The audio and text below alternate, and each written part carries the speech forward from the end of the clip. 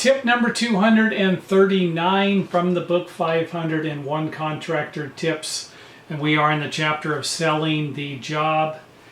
Well-dressed salespeople make more money. Now, this isn't going to be the case all the time. I just want to go into some details. This is the tip I provided in the book, but I've kind of had a second thought on this, and I just want to explain myself. The higher up the food chain you go, if you're dealing with people with more money, you're going to have to adapt to their clothing styles. This is kind of just the way it is, and I've seen this a lot in a variety of different businesses, not just the construction business. However, and this is why I'm kind of backpedaling on my tip a little bit, is I actually knew a guy who was a plumbing contractor who drove an old beat-up Pinto, and he dressed in raggedy clothes, and he almost looked like he didn't take a bath every day. And this guy made a lot of money because he was dealing with people who viewed him as somebody who needed a job. They looked at his car, they looked at him, and they kind of did a quick assessment and felt sorry for him. This is one way to do business, and that's fine if you want to go down that path.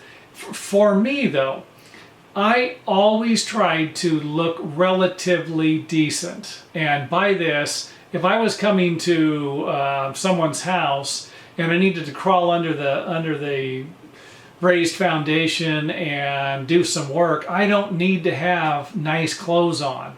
Presentable clothes, but not immaculate. They're going to get dirty. I understand this. They understand that. And obviously you can wear jumpsuits and stuff like that.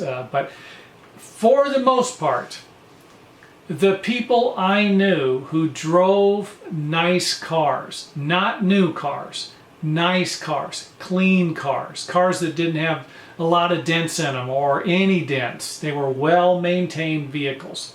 People who dressed nice, pants, a nice shirt, and I'm not going to go into detail, hey, what kind of shirt you have to wear, something like that.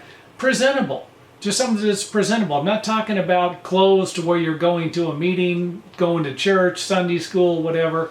I'm talking about just looking relatively nice, and this would include well grooming also. Hair, manicured fingernails. I mean, I knew a contractor one time who let his pinky fingernail grow out about 4 inches.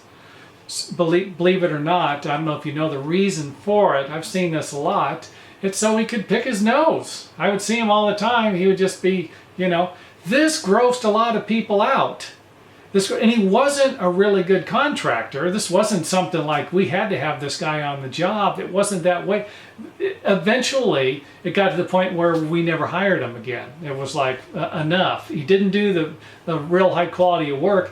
And this is what a lot of people associate well-dressed people with. And I see it all the time. Well-dressed and groomed people seem to present an air of honesty about them. They seem to carry it, even if they're not.